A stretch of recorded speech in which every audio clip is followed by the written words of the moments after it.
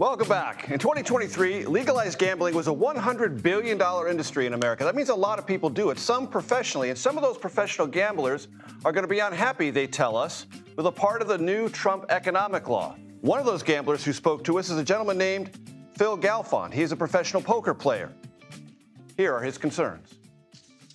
Phil, we love the nitty-gritty here on the Takeout, and as I gather it, within the big economic bill the president just signed, there is a gritty and, for professional and recreational gamblers, a distinctly unwelcome line that would affect their future earnings in the simplest English possible. Explain to my audience what happened and what professional and recreational gamblers are now up in arms about. When professional gamblers, or recreational gamblers for that matter, have losing days and winning days, we log those separately. And normally over the course of a year, like any other business, we add them all up at the end of the year and we have a net result and we pay tax on that net result. What is changed now in the bill is that we can only deduct 90% of our losing days from our winning days. So for example, if my losing days add up to $100,000 and my winning days add up to $100,000, at the end of the year, I'm even. I didn't make any money, but I would pay tax as if I made $10,000 that year. And that's new and distinctly unwelcome, because that means you're paying taxes on things you never paid taxes on before. Not only that, yes, not only that, but we're paying taxes on money we didn't earn.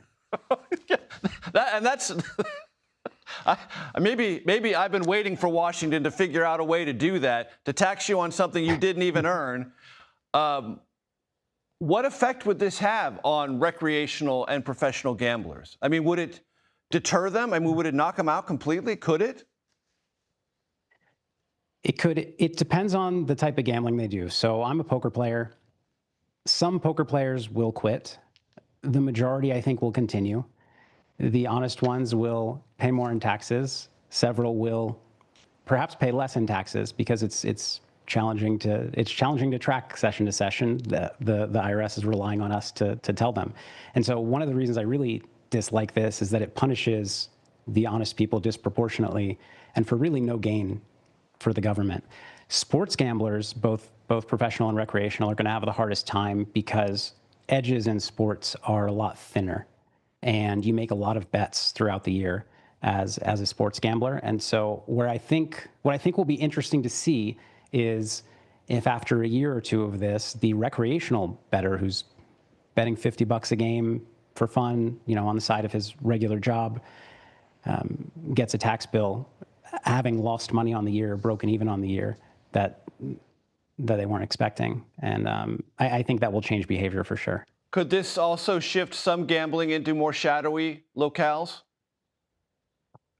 Yes, absolutely. And I think what most people don't realize now is that, some studies say that 74% of American gambling online is done offshore.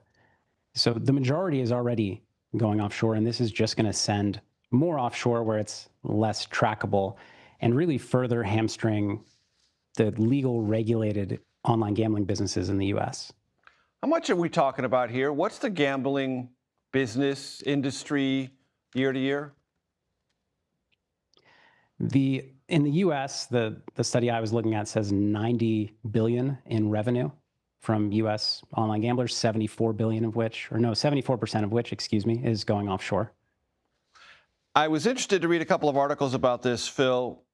Senator Chuck Grassley, pretty dialed in on a lot of things, Republican from Iowa, told a reporter, if you're asking me how it, meaning the thing we're talking about, got in the bill, I don't know.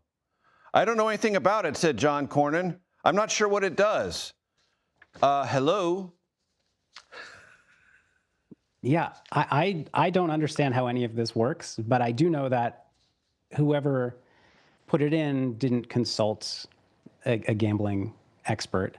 And, gambling is not as intuitive as people think it is, especially when you do it as a career. And I would imagine whoever put this in is just trying to put some numbers on a spreadsheet that added a little bit more bottom line for the government and didn't realize how crippling this could be for people who make their living gambling. Crippling, possibly. That's a word you're comfortable using. I am, yeah. Because Yeah, it can be really bad. It can be really bad if you play a low edge game like sports betting or certain forms of poker where essentially, you might make your bets throughout the year with a 3% edge, and this takes away maybe 3.5%, making you a losing gambler. I don't want to put words in your mouth, Phil, but did this feel like just a careless grab for some revenue or dumbly punitive to gamblers? Like, you bad people, we're going to punish you. Yes to all. And I do understand, there's not a lot of sympathy out there for professional gamblers. And I think that the image of professional gamblers is the ones you see on TV that are making millions of dollars. But the reality is the overwhelming majority of professional gamblers are earning 5 figures and making ends meet and supporting their families. Phil Galfond, I appreciate you breaking it down for me. Thanks so much for your time. Thanks for having me.